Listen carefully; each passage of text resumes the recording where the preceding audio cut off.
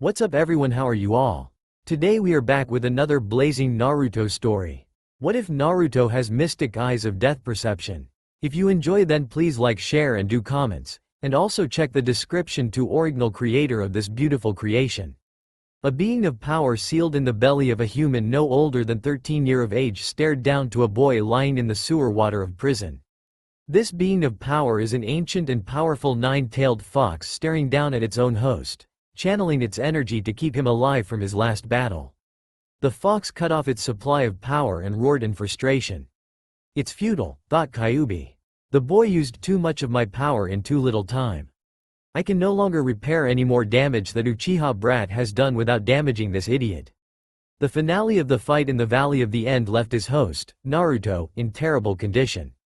The fox cloak that Naruto summoned started to draw and boil blood from his body. While blood loss is minor threat to his survival, it was the other problem that threatens the existence of the fox. One major problem is the strike to the heart from the Uchiha's last Chidori attack. While Naruto scratched the forehead protector of his rival or friend, Sasuke managed to deal a Chidori strike that barely punctured the blonde boy's heart. With the heart pumping life out of the body, the brain won't be able to get any oxygen or nutrients that his missing blood would supply. This wouldn't happen if the brat killed him instead of taking the blow. The Kyuubi thought as its eyelids started getting heavier as moments passed, as his container started to slip from being merely passed out to sleeping in a coma due to brain damage. It wasn't long until the Kyuubi thought it was a good time to slip into a nap. On the outside world, Kakashi discovered where Naruto was. It wouldn't be later that he would find out that if he was a couple minutes late that he would be going to his student's funeral. As the white-haired Junin picked up the boy, he noticed how cold the boy was as well as the chest wound that would not stop bleeding. "Shit!" cursed the panicking ninja as he applied basic medical knowledge and tried to stop the blood from flowing as he rushed back to Konoha. "Don't die on me, Naruto." Konoha's hospital was busier than usual as the team sent to retrieve the renegade Uchiha had come back with injuries varying from broken fingers to massive chakra drain to holes through the chest. If the hospital was in state of disarray before the current Hokage bursted in and started barking order, then it was utter chaos afterwards when Kakashi arrived with a near-dead boy. As people dashed around getting tools and yelling around the hospital, the Godem hustled into the room the Naruto was going to get operated on and closed the doors. Moments after the doors closed, a pink-haired genin collapsed at the doorway. On chance that Sakura saw her Junin sensei carry her limp teammate to the hospital as she waited for the team to report back with Sasuke. Fearing the worst, she quickly tried to follow and keep up with her teacher, but he was far faster. However, as much as she dreads it, she knew where the Junin was going. As she stood, oblivious to her surrounding, in front of the gateway to the blonde boy, she thought of the last thing he had said to her. "Promise of a lifetime. Naruto, I'm sorry. Don't die and leave me too," Sakura thought, although the more vicious self inside, which was dubbed Inner Sakura, said something along the lines of, "I didn't mean you should die for it." It wasn't until tomorrow that she would learn about the condition of her teammate. On the next day, the remainder of Team 7 met in the Hokage's office. The habitually late Junin wasn't late for once as Tsunade summoned him and his last genin. The pink-haired girl was looking under the weather as she didn't quite look like she had a good sleep. The Junin next to her looked the same, but the Godem felt the depression that a ninja will not outwardly show. Even when the two ninjas arrived, they stood in silence until the pink-haired genin spoke out. How is Naruto?" For the first time, Sakura didn't ask about Sasuke first. She was genuinely worried about her more clumsy and stupid teammate than if her first crush was brought back. From yesterday's events, she had convinced herself that she was the one who drove Sasuke away and sent Naruto to be critically injured. For the moment, he's alive, but that's all we can say. He suffered from oxygen deprivation due to blood lost and that gave him brain damage. The Hokage explained. The other injuries that he suffered was the punctured heart and massive chakra burns to his network. We managed to heal the superficial injuries, but the damage that was done to the brain may leave him in a coma for an undefined amount of time. After hearing the diagnosis, the girl broke down crying as she rushed out of the room. Kakashi, still in the room, still had additional question to ask. What about the seal and why hasn't the fox healed him anymore? Tsunade turned and looked out of the window as she answered the questions. The seal is fine. Minato made sure it will hold no matter the circumstances.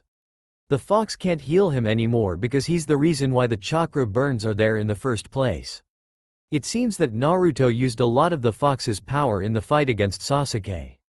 He pulled so much chakra out that it was destroying his body. Tsunade paused, then she turned around to face Kakashi. If you have no other question, you're dismissed. Days passed by as Naruto's room started to gather flora of different colors placed by two different people. One being from the normally violent female teammate of the blonde and another in the form of a shy but stalker like Hyuga. Both girls were equally concerned for the blonde, one from the long-time love interest and another from guiltiness of making the promise of a lifetime. They both hoped that the blonde boy woke up from his long slumber and still be the bubbly boy they knew. What they could not predict was the pandemonium that would result when he did wake up. Naruto awoke and sat up in a bed that was completely unfamiliar to him. Normally what that means to him is that he woke up in the hospital. As he yawned and stretched, he suddenly remembered the last time that happened. He remembered the fight against Sasuke, then the piercing pain in his heart. Getting up from the bed, the first thing he noticed was that he was still dressed in his clothes instead of the normal hospital gown. What the hell, did I get up at night? Naruto asked himself softly as he checked outside door leading to his room he awoke from and discovered there was no sound or activity at all. Looking toward the window of his room, he could see the sunlight peering out. Being that this was a strange occurrence, he started to wander the hospital while calling for anyone. It wasn't long until he could hear sounds coming from the front desk to the hospital. "Hey lady, where is everyone?" Naruto asked as he approached the secretary. The women seemed to not have heard Naruto as she kept writing on papers on the desk. "Hey lady." The boy tried to get the seemingly oblivious lady's attention again. Seeing that he was being ignored for some reason, he grabbed the hand that was writing on the paper. As expected, the lady stopped, but what he didn't expect was why she had stopped.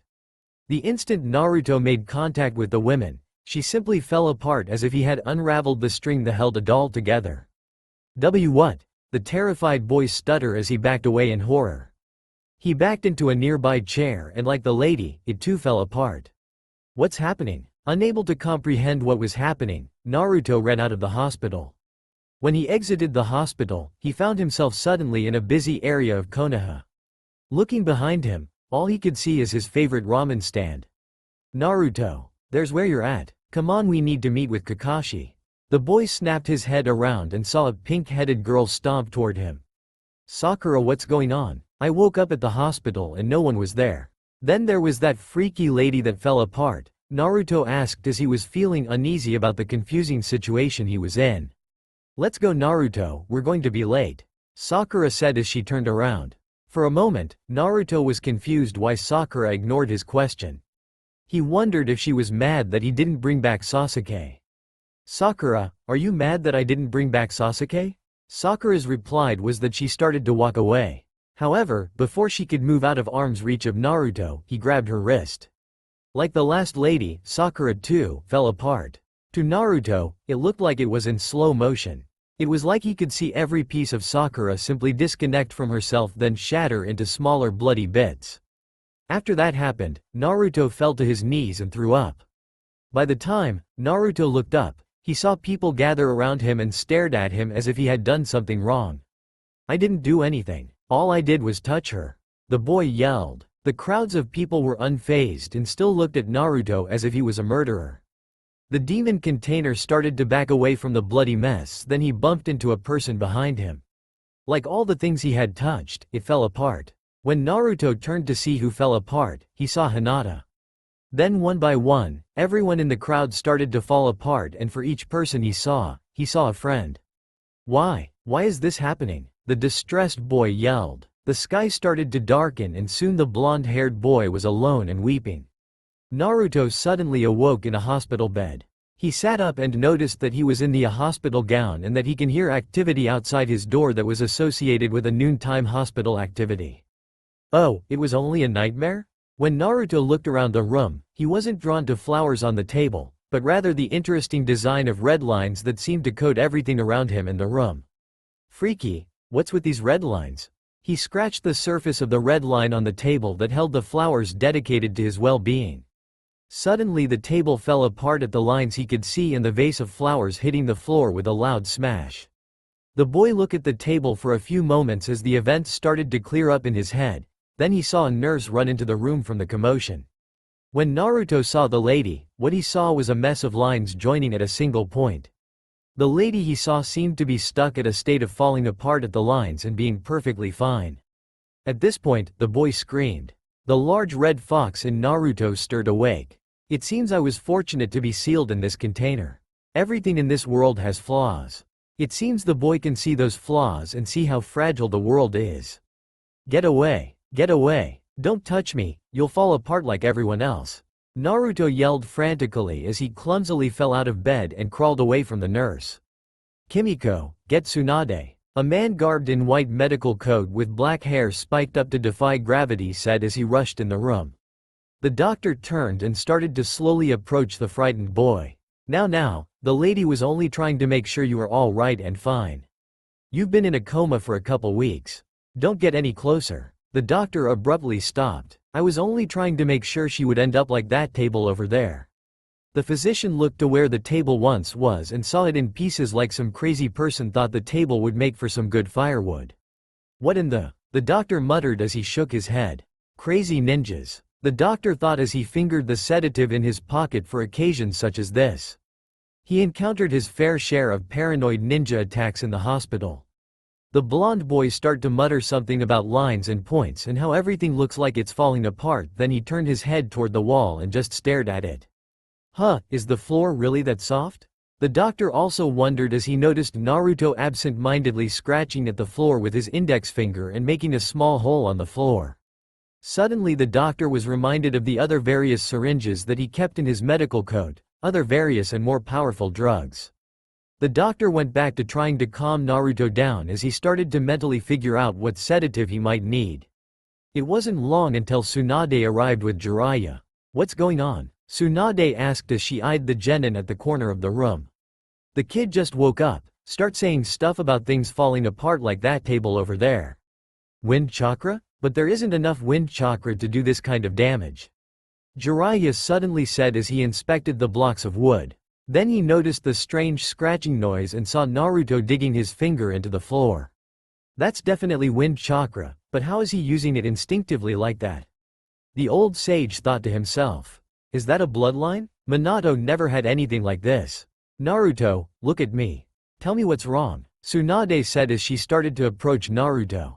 The boy took one glance then quick looked back at the wall like he had seen something grotesque and horrifying.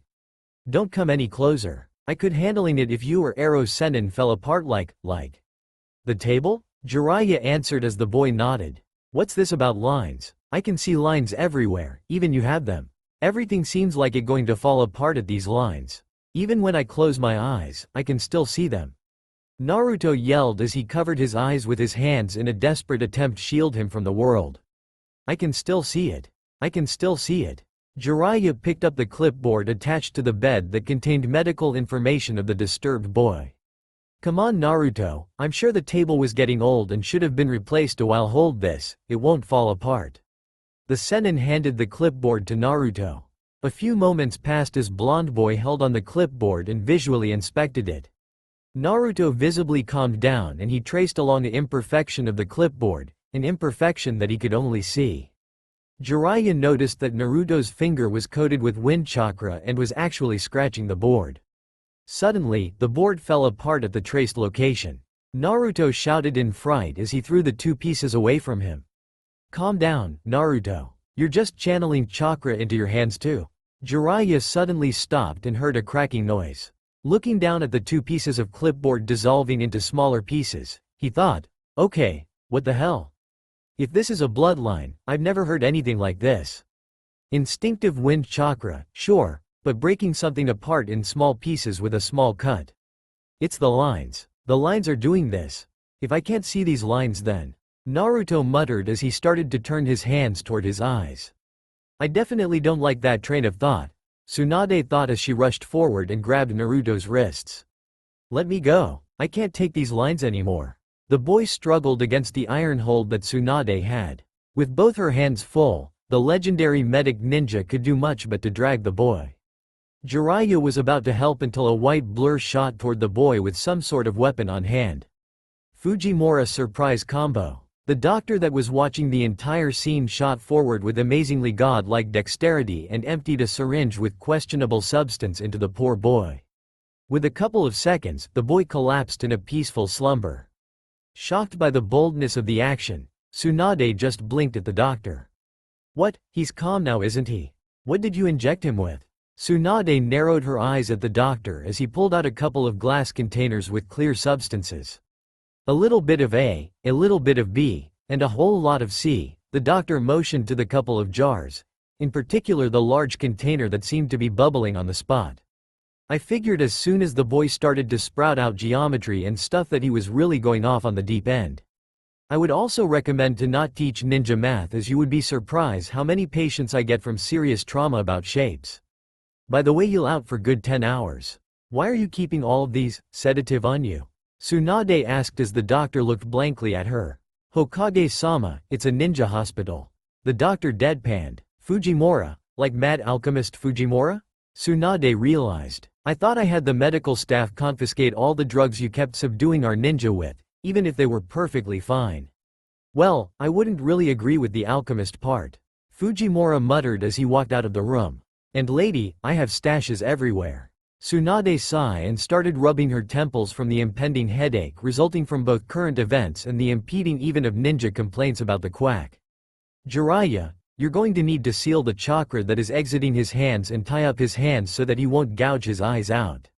Never having a good look at Naruto's eyes, Tsunade opened his eyelids and saw that the eyes had a purple hue and a ring of pink on the iris surrounding the pupil. It was fading in and out rapidly, giving the sign that whatever bloodline that the boy now had, it wasn't stable yet. Whatever this bloodline is, I need you to investigate. Team 10 was currently dining at the meat grill.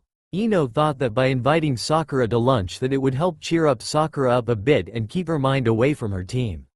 It didn't turn out as planned, as Choji just kept stuffing his face and Shikamaru was eating and staring out of the window at some clouds. Sakura hadn't even taken a bit, even though she agreed, more like dragged against will. With a grunt of frustration, Ino decided to get the conversation to start. Look Sakura, I'm sure Naruto would be fine soon. It not like anything could really keep him down. But, are you still blaming yourself for this? It wasn't your fault Sasuke betrayed the village, it was because of Orochimaru. You couldn't have known what that guy did to Sasuke would do this. Yeah, you're right. The remaining member of Team 7 was still not completely convinced as she started to reach for some food. Well, at least that's a start, thought Ino. Look, we'll go and visit Naruto this afternoon, who knows, we might get some good news. Right guys? Apparently, the other two guys are still eating or looking at clouds to even pay attention to the cue Ino gave. Uncomfortable silence, and a few moments later with a lot of head slapping and foot stomping, and everyone was agreeing. Either they were agreeing that today's trip to the hospital would yield good news about Naruto, or Ino was too violent, was still left to be determined. Troublesome, a voice muttered its opinion. Recognizing the pipes and bad sewer system that Naruto woke up at, he concluded that he was in his mind. In front of him is the large cage with a giant fox staring at him. Looking at the fox, Naruto could see the same lines that he could see when he was awake. For a split second, Naruto wanted to back away from the lines that seemed to still code everything, but he stopped when he heard the fox start chuckling. So the brat finally arrives to see me? Tell me, what do you see? Do you see the world differently now? Kyuubi started out while grinning.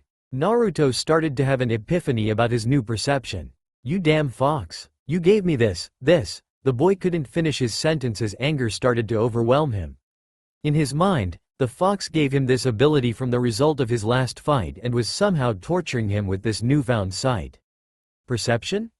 Your stupidity? Kyuubi guessed. I gave you none of those. Those are all your fault. Stupidity? Fuck you, raged Naruto. I think you still know what I have. Tell me or I'll destroy you. Hey, in all the millennia of knowledge I have by consuming magus and people, I do know what you have. That ability of yours hasn't manifested in centuries. Destroy me, you say? Tell me, what do you see when you look at me? Naruto studied the Biju's form for a while. He can see the lines and dots that make up the fox, but he could also see it connected to the prison, which is also connected toward himself. What the hell is this? As much as you hate it, boy, you can't destroy me without killing yourself. That's the price you pay for being a demon vessel. The fox maliciously smiled. However, you being my jailer, I'll indulge you a bit with what you have.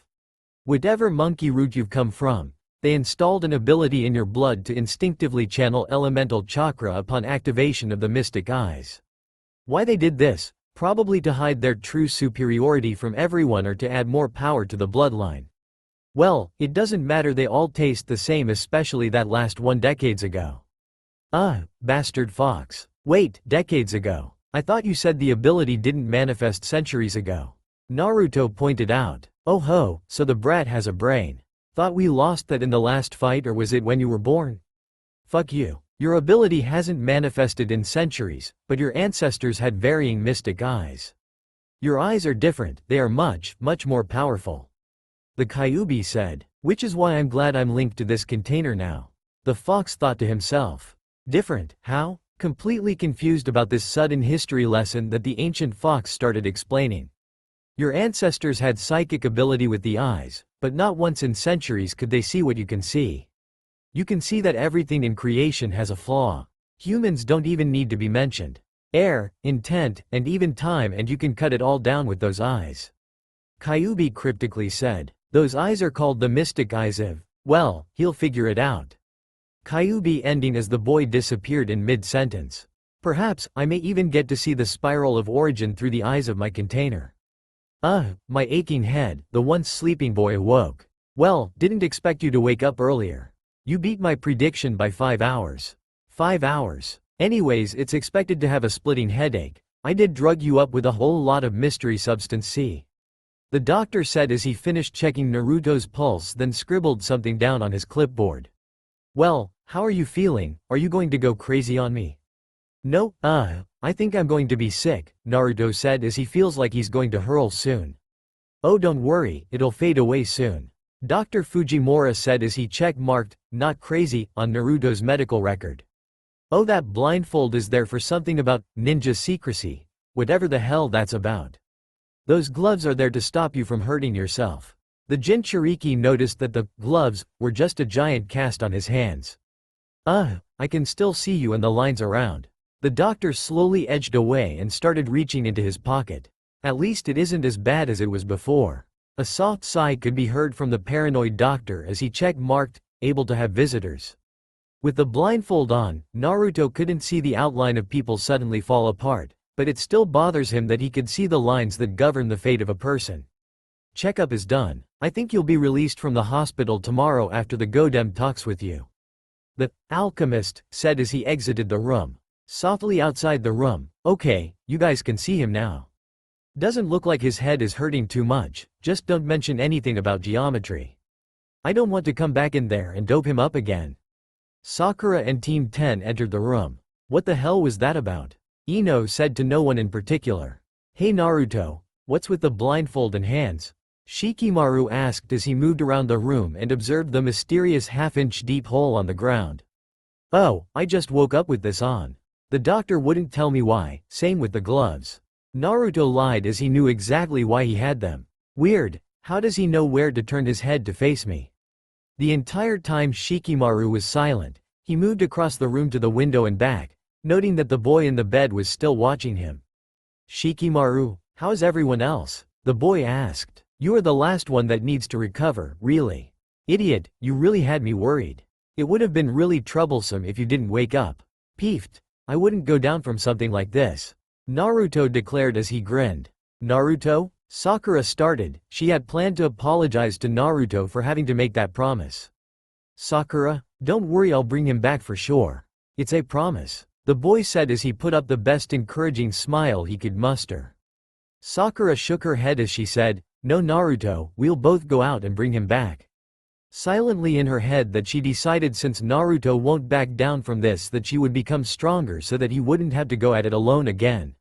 I need some sleep. Whatever that doctor gave me, I still feel sick. Plus, he didn't want to see his friends covered in red lines any longer. First time I hear you wanting to sleep in the hospital and not go out to get ramen. Just don't get bothered by the ghost that wanders this hospital as you sleep at the night. Ino said jokingly. Ghost? The boy asked as his skin paled considerably. At the rate his skin was losing pigmentation, he might beat Orochimaru. Yeah, you know the one that takes people to the roof to get spirited away? Well, it's time we go, Ino said as she and the others left the room. As they were leaving the room, they could hear Naruto yell, "Guys! Guys! Take me with you." You know Ino, that was pretty mean, Shoji put out through his chip munching. In the distance they could hear a doctor yell, "What are you yelling for? Ghost? Damn it, I just put your file away too. That's it, time for a peaceful rest for the next couple of hours." Then the door slammed shut. Apparently the blonde boy was getting abused by drugs all day today. I'll apologize tomorrow. Troublesome? After the ghost fiasco, Naruto was feeling good and calm. Well, after he was drugged up with morphine, it was hard to look serious to the world now. It took until late in the evening when he finally started to get some sleep.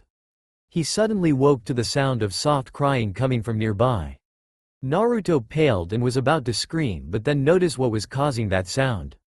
It seemed a small girl snuck into his room and was crying at the side of his bed. Even though he couldn't see the details of the girl, he knew that she was crying. "Nichan, I'm scared," the child said. Hey, what's wrong?" Naruto asked softly. The small girl looked up and brightened up to the boy that took notice to her. "There's a scary monster around and I can't find Nichan." The girl started to cry again. "Hey, don't cry. I'll stay near you. Monsters are scared of Uzumaki Naruto and I'll help you find your brother."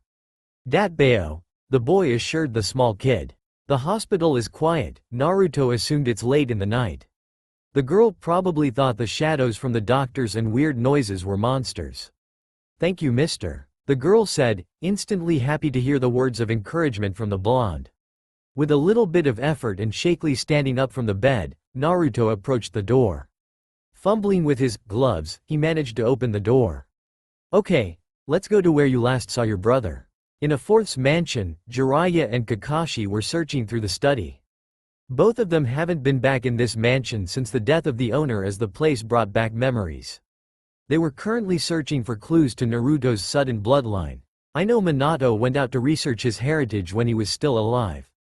If we don't find anything here, we're going to have to search Whirlpool. The Sennin commented as he weeded his way through books and scrolls alike. "Did you get anything out of the journal that you found hidden in his desk?" "No, but something is strange about this. Half the pages are blank," Kakashi said. The white-haired Junin lifted his forehead protector and tried to see if there was an illusion across the book. His eye was suddenly blinded by the book and he quickly closed his eye. "Something is definitely up with this journal. Let me see that," Jiraiya said as he took the old journal from the Junin. "Well, I remember helping Minato build this. It was an impressive privacy seal after all. Give me a moment, I'll open this right up." Rubbing his eye, Kakashi said, "I can tell, I was blinded by the impressiveness of it." A few moments later, the Toad Sage dispelled the seals protecting the book. Flipping through the pages, Jiraiya found something rather interesting. This book has the details on the Hiraishin. Version 1 worked under the principle of reverse summon. "I thought we knew something like that already," Kakashi asked as he was familiar with the Fourth's technique when he seen it in action the many times he used it. The Junin knew the concept, but it was ridiculously hard to master. If done wrong he could lose a limb or worse. Well, version 2 was completely different. The kunai used for the Hiraishin version 2 wasn't necessary. The reason why is that Minato also had special eyes that allowed him to see currents of fast-moving space. It was far faster than the usual Hiraishin and allowed him to act faster than the enemy, especially when he was using his eyes. That lightning chakra was boosting his reflexes to abnormal levels. It seems using the eyes allow for instinctive elemental chakra usage. This doesn't say anything about lines that Naruto sees though. "No, but I'm getting there," Jiraiya said as he flipped through more pages. It seems that this is getting hard to read. Seems that I couldn't unseal this book. Some of these words are illegible. Well, this is still readable. The clan had mystic eyes, with circuits ingrained through their blood. Something about the duty to kill the uncommon and that the ability of the eyes can be different each generation. After the Sage of the Six Paths, the clan was threatened by an organization led by a Magus? Jashin? I heard of the cult of Jashin, but what could this mean? Kakashi wondered. Well, it seems that Minato's lineage started crafting a reflex in conjunction to the eyes to allow instant elemental manipulation as a defense against Jashin when he could counter the natural abilities of the eyes. It didn't matter as when the Magus attacked when the clan was fully assembled and led a creature of immense destructive power into the clan. Apparently, few survived, but Minato doesn't have any idea where the rest are at. Well, this is about as much as I can get from this until I can unseal the book completely. So the bloodline is called Mystic Eyes and it can have different abilities and we still don't know the clan's name? Pretty much, the wording was too illegible to read unless I reverse the seals more. This Jashin reference bothers me though. The cultist revered him as a god that grants immortality. This journal proves that this god is real or at the very least a powerful individual. Suddenly Jiraiya swore as the book dropped to the floor, bathed in blue flames. After stamping out the fire, all that had remained of the book was small pieces of ash. Shit, I should have realized that this book would be guarded by a trap. At least my seals acted as a delay before setting the book off. Let's report back to Tsunade. We at least have a clue as to what ability Naruto has. The hallways of the hospital were abnormally quiet and unnerving. Walking down them was Naruto and a girl who was clutching a part of Naruto's hospital gown. Shit, this blindfold is making it harder to see down this hallway. Naruto thought as he navigated the hallway. Right now, the boy was navigating aimlessly as the girl he was helping didn't exactly know where she last saw her brother. Maybe if I get another doctor to help, the boy though as he wandered near what he thought to be a doctor's office. Gotta drug them all. Zzzzzzzzz. Naruto definitely recognized the voice and he definitely did not want his help. Naruto passed the room as quickly as he can with the girl in tow. Hey, do you know why your brother was in the hospital? Naruto kindly asked. He was here to read a book to me. It got really late and then the really mean lady came by and told my brother to get out. He promised that he'd come back and read the rest of the book. The little girl pouted at the end about the mean lady. Oh, I remember, he said he'll sneak in from the roof. I wanted him to come back soon because my stomach started hurting again and I started feeling sleepy. Taking the message, the boy and girl headed to the roof. As soon as they arrived on the roof, Naruto noticed a figure on the roof. Hey, are you this? The boy paused then mentally kicked himself for not getting the girl's name. Kid's brother. The figure turned toward the two and the roof seemed to be blanketed in a field of uneasiness. Okay, I'm getting a bad feeling about this. True to his feeling, the girl he was with clutched on his gown harder. He could hear her say, monster. Before the blindfolded boy could mentally process that his ninja reflexes kicked in as he turned his head.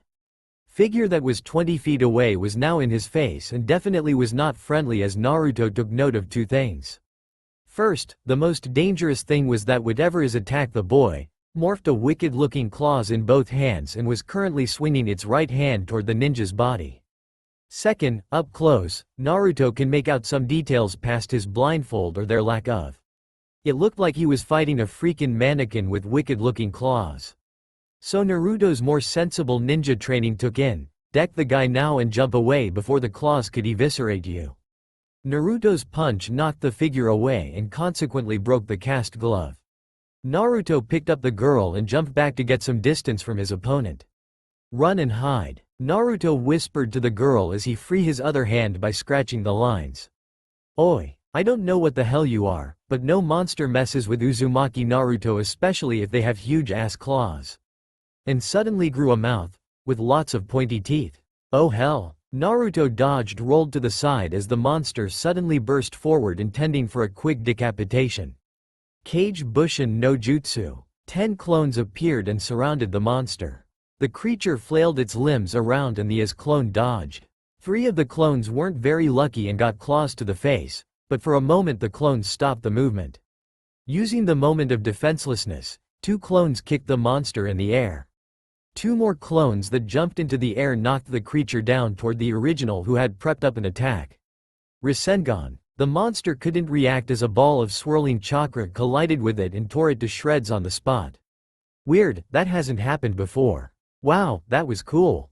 You're like that ninja in that book that Onichan was reading. The impressed girl said as she poked her head through the opening of the door on the roof.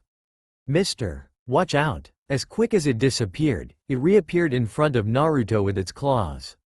Dropping down to the ground to avoid the death blow, Naruto realized that he was in some deep shit now.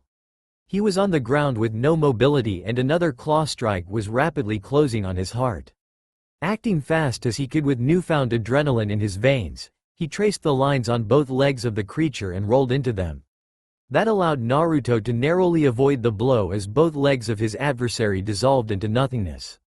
Shit, that was close, breathed Naruto as he stood up. The creature was now crawling toward the girl as it sensed that Naruto is too much for it to handle.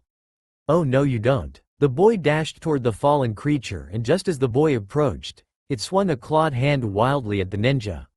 Before it could land a blow, Naruto caught it with one arm and stabbed toward the monster at shining red point that was located at the center of the back. Naruto winced as the monster made a blood-curdling scream before it exploded in a giant flash of light. Standing at the spot the monster disappeared at the winner of the battle breathed in deep and yelled, "Uzumaki Naruto doesn't lose, especially to puppet, monster things, dat bayo." The girl ran up and started hugging the boy. She looked up and her eyes had the look of hero worship. "You're exactly like that ninja in that book. Thanks, I guess." Naruto then thought to himself. I got to get a copy of that book, it must be cool if I'm like that hero she keeps mentioning. After exiting the roof, Naruto realized he should ask the girl's name. "Hey, what's your name?" "Fujimura Kimiko." Naruto smacked his head. This is probably the doctor's daughter. The boy led the child to the room where the doctor was at. Kimiko yelped in delight as she started nudging at the doctor. "Onichan, wake up, you got to read me the rest of the book." Naruto smiled as he hurried back to his room to get the rest of the night's sleep. It was a hectic night and he was getting sleepy. With a yawn, he quickly fell into a dreamless sleep. "Brat, wake up," a female voice called out. Bolting straight up, he turned his head to the voice. "Old hag, I was just having some nice sleep." Naruto yelled before he was hit lightly over the head for the old hag comment. "At least you're in better condition today.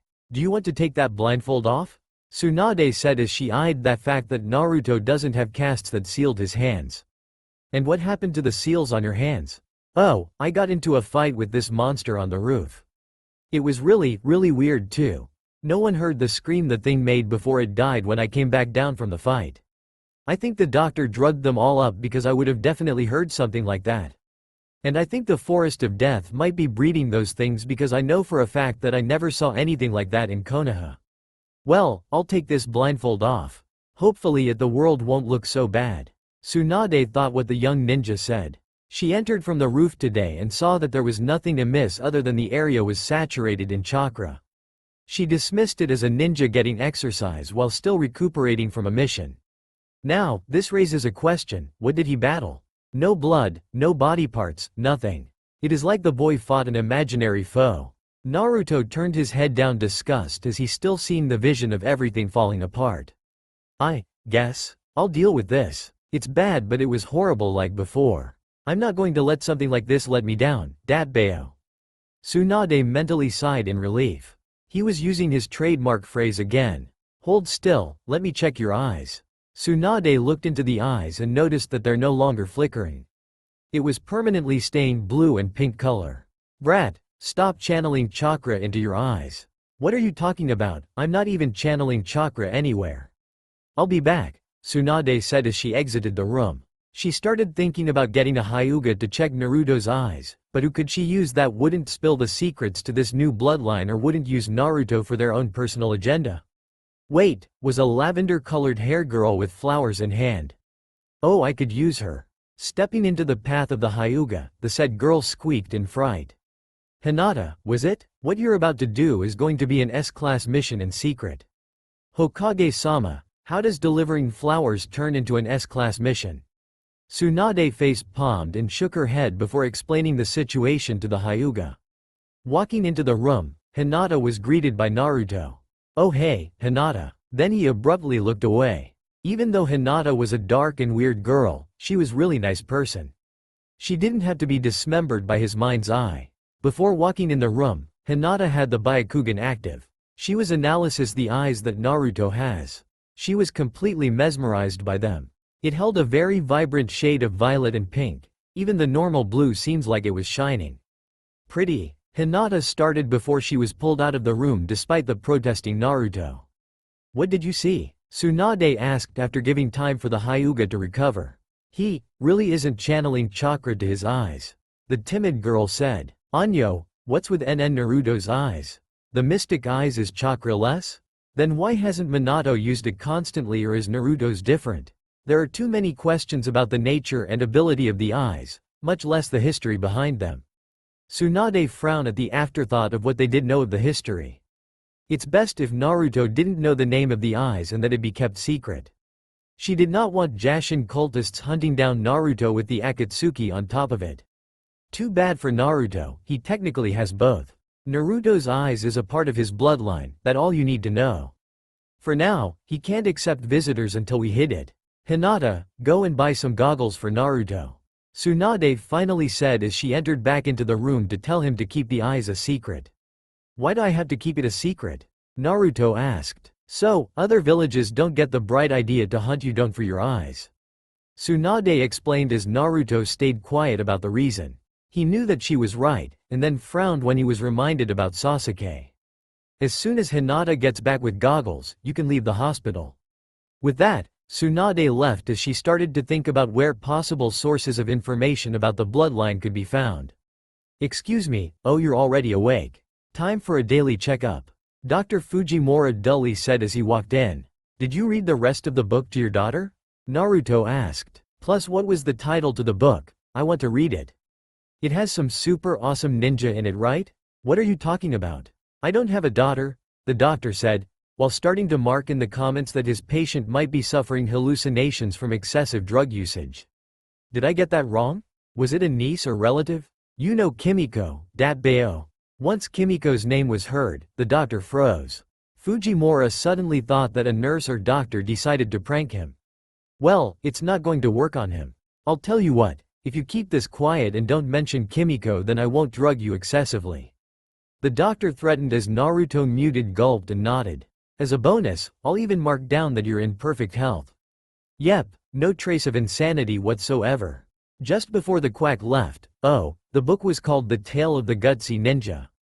It's a great book, Kimiko loved it. Geez, I don't know what that guy's problem is. Naruto complained, once he was sure the doctor was out of hearing. In the hallway, the doctor stopped and pulled a photo out of his coat. It had a picture of him when he was younger in a hospital room with a small girl on the hospital bed. The picture was old and was fading. Has it been 10 years already? She was the reason why I became a doctor. I think it's time I read her the last chapter to the book. Getting the attention the nearest nurse, hey, tell the other doctors I'll be taking a sick leave today. But doctor, who's going to subdue the patient in 202 if he wakes up in a frenzy again, or keep the patient in 305 calm, or rather all the paranoid ninja calm? The doctor shrugged and said, I'm sure they'll figure something out. If they can get a medical degree, then they can expertly subdue the best paranoid ninja. Kakashi? He doesn't count, he lost his paranoia a long time ago. I should know, I've checked his membrane. The doctor said before leaving to the graveyard with book in hand. That doesn't even make sense. Throughout, had Naruto took off his blindfold tonight, we would have passed out in fright of a little ghost girl. It would be a while until Naruto would find out that he can wipe out the metaphysical out of existence. For now, Naruto would be constrained to thinking that ghosts are unkillable ectoplasmic entities out to suck his soul out. End Chapter 1. Mystic Eyes. And I didn't think that Jashin would be useful as an antagonist until I started thinking about it. Now you know that Naruto has a relative obscure bloodline, but his ability still leaves questions as to the full extent of the ability. Not only that, but are there any more mystic eye users left? I gave a couple more clues before the full name of the eyes is released. Couple of ideas that I have but knew I couldn't spin it right, which I aptly put in as short stories. One shot. Naruto, the luck ninja. They say that 60% of statistics are made up on the spot. Unfortunately, luck is a factor and creates a skewed normal distribution of random chance. For Naruto, his luck seems to be an anomaly to the universe. He appears to be so lucky that it's unfair, in fact, so unfair that Naruto is secretly modifying luck to suit his needs. In other words, this crazy lucky ninja has the ability to make the statistically impossible possible. Versus Haku. Dobi, it's impossible to hit this guy when he's moving this fast. Sasuke declared as he dodged needle after needle. If he paid attention, he'd notice that Naruto was swaying in seemingly random ways and the needle weren't even hitting him. In fact, after hurling needles for some time, Haku threw them at Naruto's stationary legs. Even that didn't work. Whatever needles that Sasuke pulled out of his body that hit him he threw aside. Those needles bounced a seemingly impossible path and intercept the needles aimed at the blonde boy's legs. Eventually Naruto got bored and randomly threw a kunai at a mirror. It hit the one point where the mirror was the weakest and exploded, then started a chain reaction of the shard of every other mirror hitting the adjacent mirror's weak point. At the end of the carnage, Sasuke just stared at the unbelievable scene. Lucky throw?" was the only reply the blonde boy had. It was noon when Naruto was finally released from the hospital. The goggles that Hinata found were orange in color and covered the shading of the blonde boy's eyes completely while letting him see naturally. Personally, he thought the goggles were awesome and by far one of the best gifts he'd gotten. When he put the goggles on, he noticed a difference with the new vision he got. It seems the goggles could block most of the lines that Naruto could see, possibly due to the tinted color of the lenses.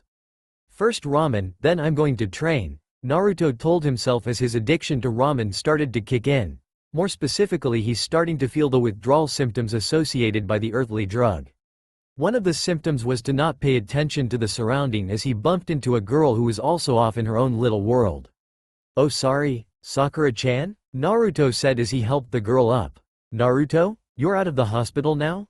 What's with those goggles?" Sakura asked. "Yeah, the old lady said I was fine and these goggles are cool. Hinata-chan gave it to me as a present." They look good on you," Sakura said with questionable assurance. In her head, the other personality was say, "Oh god, why orange? Say I'm about to go get some ramen, do you want to go with?" The blonde boy half asked and half pleaded. The pink-haired girl shook her head. "No, I have some things to do." As she walked past the apparently mentally crushed blonde boy, she said, "Oh, Naruto. I'll do my best." Mentally, she made the list of things she needed to bring with her when she left the village tonight to find Sasuke. She would not be a burden to Naruto. "Do your best? What does that mean?" the normally cheery boy questioned to himself as he stared at the girl leaving. Suddenly, he averts his gaze. Looks like I can't stare at one thing for too long with these goggles on. More lines appear on something if I stare at it long enough." At the ramen stand, a white-cloaked man was eating ramen with a bag next to his stool. He was recalling the events when he was at the hospital earlier and what he felt over there. One of the doctors hired him to bless the place and ward off vengeful spirits. Being the monk he was, he accepted a low fee as he was stopping by Konoha this morning to get his staff fixed. The doctor was damn lucky that he was walking out to visit the graveyard today and intercepted me when I was dropping off my staff for repair. The monk thought as a young boy clad in orange shouted wildly for a bowl of ramen. As the monk visited the hospital, he noticed that there was quite the concentration of dark emotions in the place. He could feel the cries of despair of the people that died without concluding their goals in life. While he was taken aback by the amount, he realized it was normal when he found out it was a ninja hospital. First off, he started to perform his rituals at the front door to ward against the vengeful and to purify the lingering dark emotions. He continued to do this as he worked his way around the hospital. I wouldn't be surprised that a vengeful spirit started to materialize from all the dark emotions emitted from the place. Everyone was getting uneasy feelings from the strong spiritual residue. True enough, he had to dodge a couple ninjas that was randomly throwing object or sometimes a kunai. When he arrived to the roof, it was different. It was like then I rolled through the feet. It was so close. Spiritual battle. The man continued to think but was slowly losing when the boy next to him started to exaggerate his story using his arms while occasionally slurping his bowl of ramen. Then I stabbed it. It exploded in a large explosion. The boy enthusiastically shared with a stabbing motion. Unfortunately, when he retracted his hand he bumped into the man next to him. "Oi, Brad, I'm trying to think here. And eat," the monk yelled as he was holding some noodles that dropped when he was eating. The monk turned to look at the boy to give his best glare when he noticed that there was 10 bowls piled up next to his target. "What the hell? Are you some sort of glutton demon?" Scratching the back of his head, he, sorry mister. Glutton demon? Naruto definite been called a demon brat or glutton for ramen, but no one has called him both at the same time. You know, one of the 7 deadly demon types that devour everything? Noticing the boy's blank face, the monk sighed, never mind. Hey mister, I haven't seen you around before? Naruto asked as he was curious where the man came from, especially since he was dressed differently. Oh, I was coming from the land of wind for a village northeast of Konoha. I need to do some exorcise work. Exorcise work? What's that? The monk noted that the boy was now looking around the monk now, but not directly at him. Peculiar, but the boy can't be a demon or vengeful spirit. He's radiating too much positive energy to do so. The monk thought before replying. Didn't your parent tell you about monsters and monks purifying spirits? Immediately the atmosphere turned darker. I never knew my parents, they died when I was born. Sensing the attitude change, the monk replied in hopes to cheer the boy up. Oh sorry, if it makes you feel any better, my parents died when I was young too. They died protecting me from harm and loved me to their last breath. I'm sure your parents loved you too and would be proud of you if they saw you today. The yellow-haired boy smiled. Thank mister. So you fight demons and ghosts? Naruto hasn't met any monk that actively battled ghosts. It would be nice to make friends with one in case he wanted someone to purify ghost. Ghosts were too scary for the young ninja to battle. Best to leave it to professionals. Yeah, the professionals. Oh, interested in my job? I admit, I might need an apprentice and you certainly fit the bill. And to answer the question, yes, I fight ghosts and demons. That's what exorcists do. Sorry, Mr. Fujino Akira. Mr. Fujino, I, Uzumaki Naruto, am going to be Hokage one day. Figure. All the kids in the ninja village wants to be ninjas. Hell, at this rate, exorcism is going to die out and demons will overrun the world. The exorcist commented quietly. Well kid, you got to be a ninja first before you say that. What are you talking about? I am a ninja, Datbeo. Ninja usually have a forehead protector with their symbol on it. The monk commented as he finished his meal. What are you talking about? My forehead protector is on my.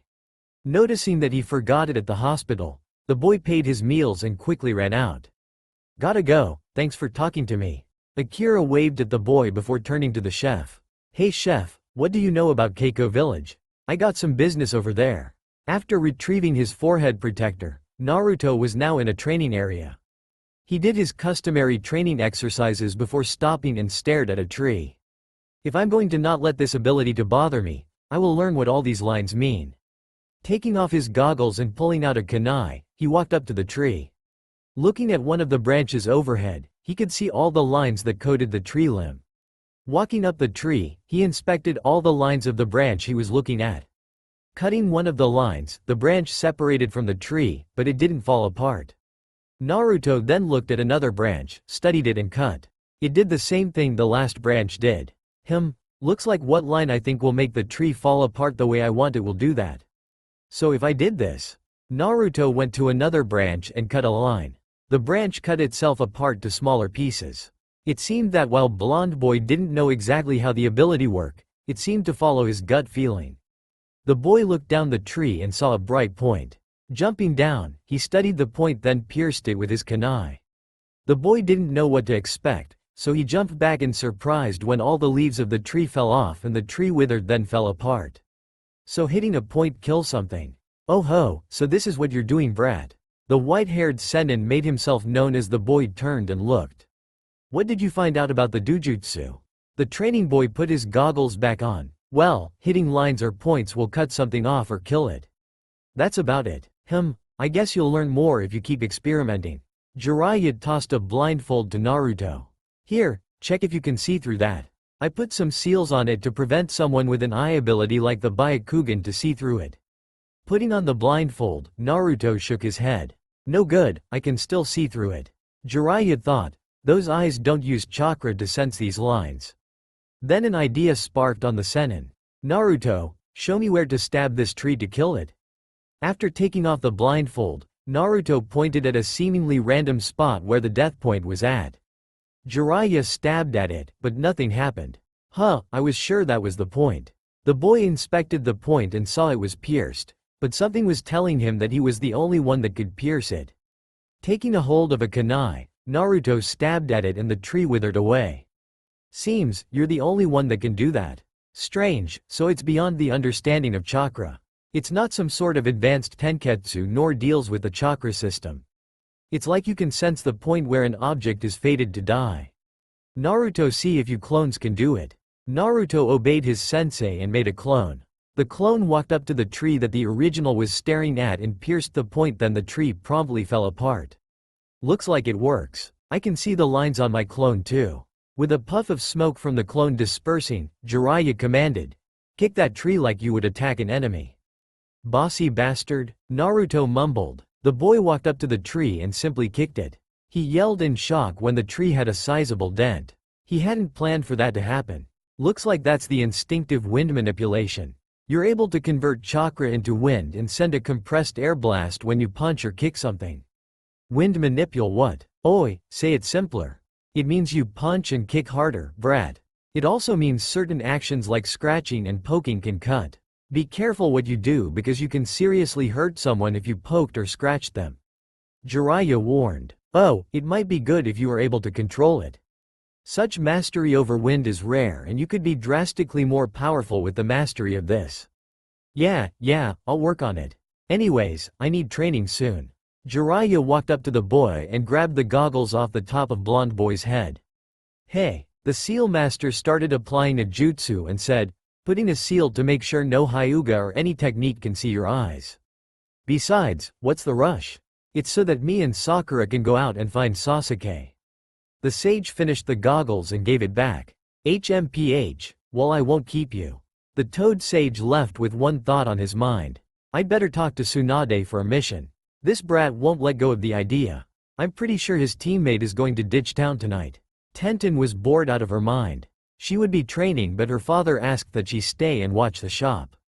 He apparently had a rush order to do. There were absolutely no customers today. Suddenly the door opened and a monk walked through. I'm sorry, but the shrine is that way. Tenten pointed out the direction of the shrine. Funny, I placed an order here to get my staff fixed. Fujino Akira. Staff? We normally don't do staves, just kunai, shurikens, and various other ninja-bladed weapons. Besides being a ninja blacksmith shop, we can't make ceremonial items. Tenten commented. Tenten, don't be rude to the customer. Mr. Fujino, your staff is ready as well as the concealed sword and the staff. Tenten's father said as he walked out. Ah, thanks. Seems stronger. The monk inspected the staff and pulled the top of the staff to unsheath the sword. Oh, used ninja magic on this? Ninja magic. If you're talking about strengthening the sword by using chakra in the process. Then yes, I used this ninja magic you speak of. This entire time, Tenten's eyes were glued to the staff and sword. No kid, this is not a toy. Nonplussed by the kid comment. Well, I didn't want that anyways. I have my weapon scroll. Ah, playing ninja? The man commented even though he knew she was a ninja. That forehead protector was a good indication, especially when it looks authentic. Well, kid, enjoy playing ninja, I got work to do. As the monk walked out, the girl stuck out her tongue. Now you won't have a problem with a bandit breaking it, I made it that strong. The blacksmith called out. Hey, bandits. Like bandits could break my old staff. The exorcist smirked as he walked northward. It was getting late at night as Naruto kept training. He realized that if he intending to seriously punch and kick that there would be the air blast that would happen. The same would happen if he wanted to scratch to cut. It seems that the wind manipulation worked on the intent of his actions. Seemed about right as he thought his clones were hitting harder than they should. He checked his Rasengan to see if it changed, but it didn't. Intent was not enough to change the Rasengan. It was due to the fact that he was consciously moving his chakra for it. It would have been strange if it did when Naruto thought about it. He would be cutting a tree when he walked up it. If the Rasengan was a bit stronger, I might have stopped Sasuke. Suddenly Naruto thought back earlier to this day. Shit, Sakura not thinking about going out now to get him. With that, Naruto left his training area and toward the north gate. Naruto sighed in relief when he found Sakura walking down the path. Sakura. She turned back and saw the orange-clad boy. Don't try to stop me. I've been nothing but a burden to you. I'm not going to stop you. The pink-haired girl was dumbfounded by the reply. I'm going with you. We'll bring back Sasuke together, Datbeo. I guess I can count as a third person for the three-man team with one clone. And you two know that you'll become missing nins if you leave without permission. The Sennin said as he appeared out of the foliage. Sakura was about to have a heart attack. One of the sages with equal to or better strength than Orochimaru just appeared. And it sounded like he's going to stop them. That's why I'm going with you guys on a mission to find Sasuke. The pink-haired girl was about to use a smoke bomb before the words processed. She stopped and looked over to Naruto, who had the same idea. It seems they have a three-man team for this now. It was the morning when the monk arrived at Keiko village. He was greeted by the village chief as he offered tea. It seemed as he walked through town, there was foreboding feeling of the place. So you've sent people and ninjas to the town about a day's walk to the east? The monk said as he was sipping the tea prepared by the leader. Yes, none returned, but we ventured nearby and felt an ominous aura from Raka. Has anything odd happened? The monk asked as he served himself another cup of tea. Well, I think some people saw a Jashin cultist walking around the area. The monk abruptly stopped what he was doing. As soon as the man said Jashin, the monk's heart skipped a beat. That can't be good. How long ago was that? About 2 or 3 weeks ago. We've called Konoha to get help, but it seems that they haven't come back yet. I'll see what I can do about it. The monk said. If the cultist was here for a couple of weeks and the town next to the village stopped contacting, then this cultist must be up to something big. If the ninjas could not silence him, then this must be a powerful cultist. One that learned enough of the ways of Jashin to cast the curse of regeneration on himself. I hope you can resolve this. People are disappearing from the village lately. The chief said as he thought of his fellow villagers fearing for their lives. That can't be good, the monk said as he hurried to leave. He was going to rest for a bit before heading eastward to Raka. Over in the land of rice, the trio stopped in front of a town that seemed deserted. Naruto, give me your cash. What? Why? Are you after my wallet again? Well, I need cash for what I'm about to do. The old man said with a perverted grin. With a sigh, Naruto pulled out his wallet, which Jiraiya promptly took. That's all, you've got to have more. Yeah, that's all, the boy replied. The sage grinned and suddenly picked the boy up and shook all the loose cash away. Damn you. Now that's all I have, Arrow Sennin. Brat, stop calling me that. That's right, Naruto. This is one of the legendary Sannin. Sakura said as Jiraiya nodded in agreement. She pulled out her wallet and gave it to the old man, who counted the money and left into the town after yelling out to wait outside town. Sakura-chan, you didn't have to give the womanizing pervert. Naruto yelled as he and Sakura left. Naruto, we needed information. The girl said as she convinced herself that it was the right decision. However, when the blonde boy labeled the guy as a womanizing pervert, she started to have her doubts. Especially the fact when the said boy invented one of the most perverted techniques in Konoha history. I'm pretty useless anyways. You're not useless. You kept us alive in the forest of death, remember? You also are able to detect and dispel genjutsu where I can't do that. Naruto reasoned as it seemed to cheer the girl up. They stood there quietly after that and waited for Jiraiya. It was too long until Sakura heard something in the bushes. Naruto, watch out, Sakura said as she dodged to the side from the 3 kunai from the bushes. The warned boy also dodged and retaliated with kunai. The attacker jumped out of the bushes and a kunai ready. Both genin noticed their attacker was around their age, dressed in a gray sleeveless shirt and green shorts. Who are you? One of Orochimaru's thugs? Naruto asked as he readied a kunai. TCH, I got it wrong. The would-be assassin said and threw a smoke bomb.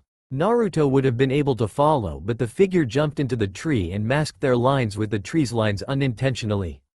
Naruto, stop, Sakura shouted as the boy was about to blindly run through. The blonde looked down and saw that there are caltrops on the ground. That would have hurt. Hearing another commotion behind him, the boy turned and saw a sage being chased by a crowd. You too, run. The sage ran past. The two looked back then ran after the adult. It would take them the entire day to lose this crowd of people. Akira was approaching Raka when sun was setting. There were a few things that the monk was noticing. The closer he was getting, the more he can feel a dark presence in the area. There was a staunching in the air, and lastly, he could feel the lives of 100 or more people in the area that died a horrible death. It wasn't long until he actually entered the town. The place is desolate, not a soul in sight, the monk commented to himself. One thing was bothering him. There was a lot of mana in the air. Something shifted from the right of the monk before he forcefully dodged back. The figure, which would classify as a citizen of town, had half his face not rotted off, that started to attack him had a butcher knife. Akira whistled and said, "Ah, getting attacked by zombies this time? I also was attacked by zombies last time there was a Jashin incident. I think this is a trend." The monk said a prayer as more grotesque figures appeared. The exorcist finished his prayer and smacked one of the approaching zombies with his staff. The undead instantly bursts into dust as Akira surged forward and purified the remaining undead on his way toward the center of the village. "Ah, a demon slayer here to stop me?" the cultist said as he saw the approaching monk. The Jashinist had a black cloak and was carrying a scythe. "Yeah, the locals were getting concerned by the smell you were emitting." "Ha, a jokester? Well, monk, it appears you are too late. I've spilled the blood for Jashin and he is pleased. And I plan to spill more as I complete this spell." "Spell?" Akira looked around. There was nothing out of the ordinary. There were no drawings and the cult wasn't chanting. That would mean one thing: he still hasn't have enough power to activate whatever he wanted. In any case, he should stop him here. Those ninja that were sent sped up my plan immensely with their life. I almost have enough power to activate the spell. I just need your life." The follower of Jashin yelled as he sliced forward with his scythe. The monk dodged to the right as an invisible attack sheared a house in two. Akira pulled the sword from his staff and approached his opponent while dodging the invisible wind attacks. As soon as the cultist was in range, the monk started off with a stab toward the heart. His adversary turned his body to avoid the stab and used that motion to spin his scythe for a decapitation. The monk ducked and sliced upward toward the cultist's arm, holding the scythe as it passed by his head. Akira successfully cut off the arm with the scythe and it flew away from the cultist. With a quick slice at the legs, another slice at the arms, and a stab at the heart, the cultist was limbless and was coughing blood. "Hee, is that all you have? Those ninja did a better job than this," the cultist yelled as Akira noticed the limbs of his opponent started to piece back together. "Shit," the Fujino cursed and jumped back to a safe distance as a scythe and arm just passed by the area he was standing. So a curse of regeneration? What a pain. Akira suddenly had to parry a blow as the cultist foregone long range in favor for short range. For a few minutes, it was a dance between dodging and swiping. Most of the time it was Akira chopping off limbs of the cultist. "What's wrong? Getting tired already?" the cultist mocked as he managed to nick the monk and jumped back. "You seriously didn't think that prayer you were mumbling a minute ago was going to help you?" It did nothing. The cultist then pulled out a doll from his cloak. He rubbed the blood from his scythe. "In case you didn't know, my origin is mimic. A person's origin is their inherent compulsion that guides them in life. It is speculated from Akira's clan text that Jashinists get their origin awakened by Jashin. It unlocked their abilities to do magic through their origin, even if they didn't learn the basics. Being that the cultist was a mimic, would mean the last person he drank blood from had an ability to throw vacuum blades. Akira then had a sinking feeling about the doll in hand. "Ah, so you know where this is heading. This doll you see here, whatever pain it feels.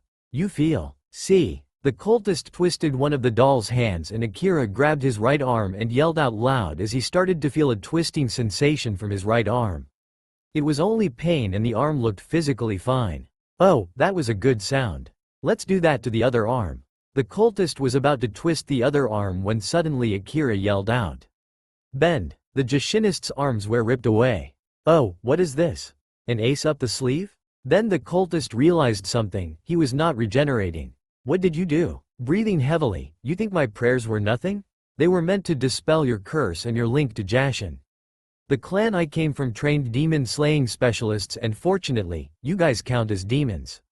Everything I do has some sort of purpose in killing you," Akira said while looking at the cultist in the eye. The cultist then noticed something about his opponent. The irises in Akira's eyes are green with a red ring around the pupil. "Impossible. The Fujino clan? We wiped out the remaining years ago. What's with that power? They couldn't use that much in one blow." "Hey, true, but I'm one of the exceptions. Ever since your cult killed the last of my family, I've learned from the scrolls they have entrusted me with. I learned their ways as much as I could and trained my mystic eyes of distortion to be the strongest." Now, Akira's eyes started looking in opposite directions. Bend. The cultist body twisted in half at the waist, spraying blood on the ground from Akira's psychic power. Akira was walked over to where he threw the other half of his staff and sheathed the sword. He turned around when he heard a sudden laughter coming from the corpse of the cultist. "I was going to use your life force, but instead, I'll use mine." The final words of the dead minion of Jashin exclaimed as a pentagram shined on the ground. "Oh hell, there's enough mana in the air to summon a servant." Akira exclaimed as he prepared for what was going to happen. Whatever hero, anti-hero, or demon showed up, it's going to get a whole lot of anti-spirit magic. The area lit up and suddenly the monk was thrown into a house. The last thing he saw before he passed out was something that couldn't possibly be human. At the end of the day, the three ninja were currently resting in the inn in the land of Rice. After the entire event of Fuma clan, they discovered that Orochimaru won't take Sasuke's body for another 3 years. It had taken all of Naruto's willpower to not use the power of the mystic eyes. He needed answers and not corpses. The only time he'd used it through the day was to break through the chakra barrier, where he's been able to see the point after some time inside the barrier. "We're going to leave in the morning. We'll probably arrive around Keiko village tomorrow afternoon. I'm going to go out and check around for information," Jiraiya said as he left the room. "Peeved, Ero Sennin is probably going to fool around all day," Naruto said as he was inspecting his bandages. "I can't eat with my hands covered like this. Hee, Sakura-chan, you're going to have to feed me." The boy turned to where the girl was only to find she was gone. "Sorry Naruto, I need to take a walk," the girl said as she opened the door. "Naruto, wait for me to get stronger. The next time we go, I won't be a dead weight to you," she promised as she left the now thoroughly confused boy. Akira woken up in a pile of rubble. After removing himself from the pieces of house that collapsed on him, he checked himself for any injuries. "I'm damn lucky I didn't break anything. Hell, I'm damn lucky the monster ignored me." The monk inspected the area for any clue as to what was summoned. "Doesn't look like it was a call to Jashin. This is definitely a summon circle. Now what did this guy use as a reagent?" Akira commented as he walked to the center of the summon circle. It looked at what was being used and noticed that there was the hand from the cultist that Akira ripped away. Definitely didn't summon a human, so a creature that had the same origin? Now, where did it go? Extending his senses, he could feel a dark presence coming from the west. Gathering his staff, Akira quickly headed out of town and toward Keiko village. The monster that came from the summoning circle was extremely powerful, but it needed mana to stay in this world. The best way to get the mana was to absorb it from the populace, and the closest civilization was Keiko village. After resting at the land of Rice, Naruto's injuries mostly faded away. They were currently in Fire Country and were about to approach Keiko village from the north when Jiraiya suddenly stopped them. He had sensed something completely wrong with the atmosphere when they gotten close to the village. "Ero Sennin, what's the hold up? I want to get some ramen when we get back." "Brat, tell me that you don't feel that?"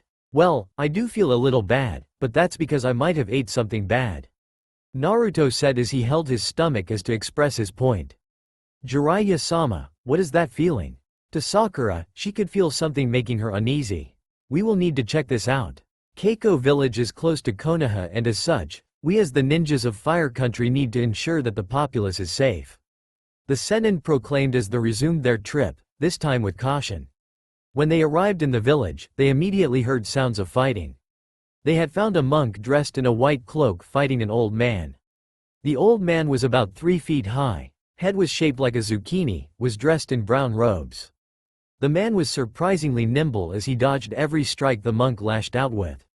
Then the old man suddenly threw a hand forward and knocked the monk down the street they were fighting on. The old man was about to move to finish the job when a barrier of light surrounded him.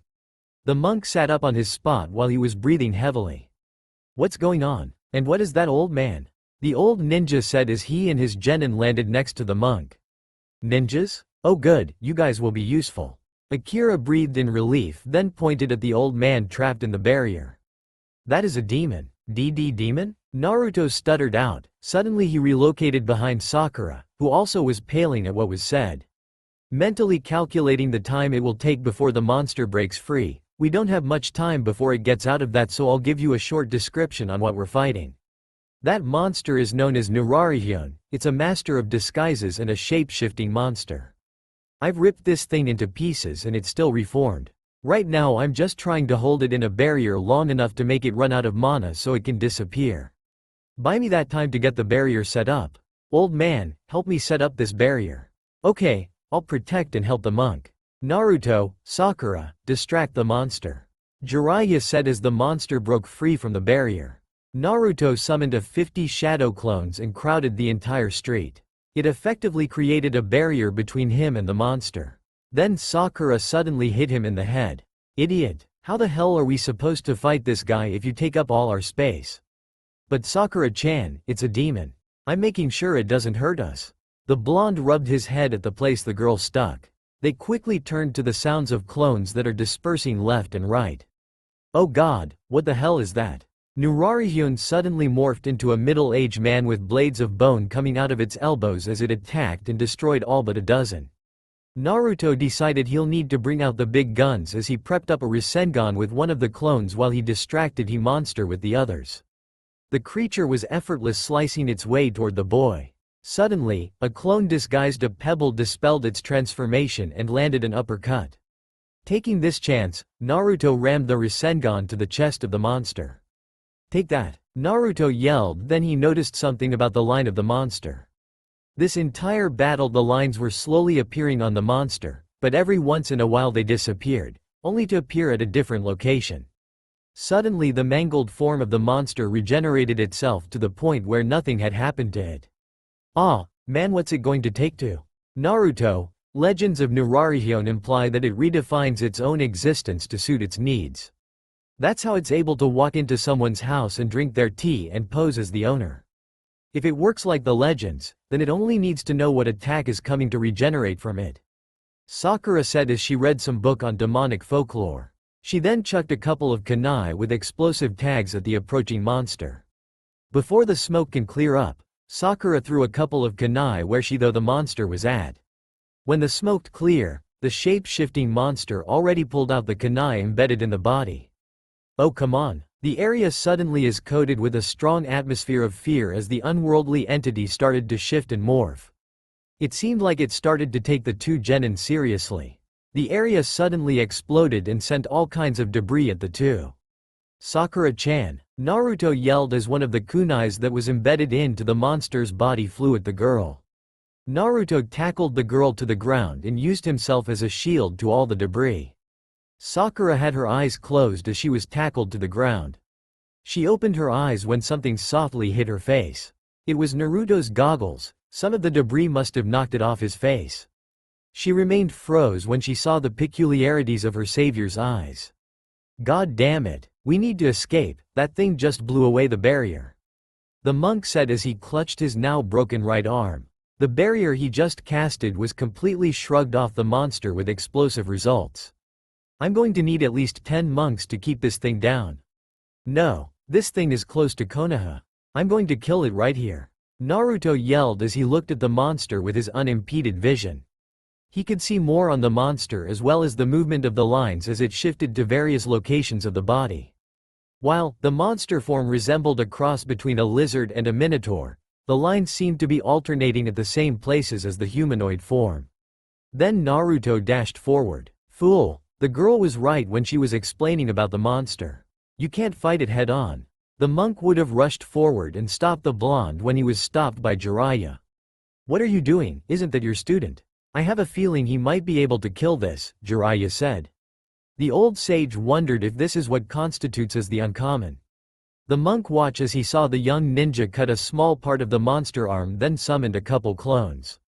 Then a couple things happened in a sequence. The arm that was cut sudden fell off the monster. The other clones aimed for the other limbs which repeated the same thing, and the monster roared in pain as it fell to the ground.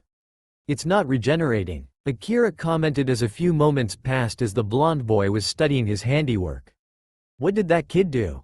When Naruto was cutting through the lines, he felt that he wasn't simply killing the monster. He was unmaking the creature at those points. It was like he was deciphering how the object was existed and erasing those locations. The boy then studied the struggling torso of the monster. The points where the monster existence, Naruto dubbed death points, kept rapidly shifting at two locations. One on the head and one at the heart. Nodding to his clones, they surrounded the torso and aimed directly at the points. Instantly, the monster's aura and body disappeared as its anchor to the plane of existence was severed. The monk surveyed the surroundings as Nurarihyun disappeared and noticed the mana that made up the monster completely vanished like there wasn't even a trace left of it. The injuries and fatigue began to catch up to him as he fell unconscious. Before the boy could turn around, the man passed out. What's going on? Why isn't it getting back up? All Naruto did was cut and stab the monster? What is with his eyes? The intelligent genin had a multitude of questions that were left unanswered. We need to get back to Konoha as soon as possible. Tsunade will need to know about this, the Sennin said as he picked up the monk. That's all for now. If you enjoy this video, then please like, share and do comments.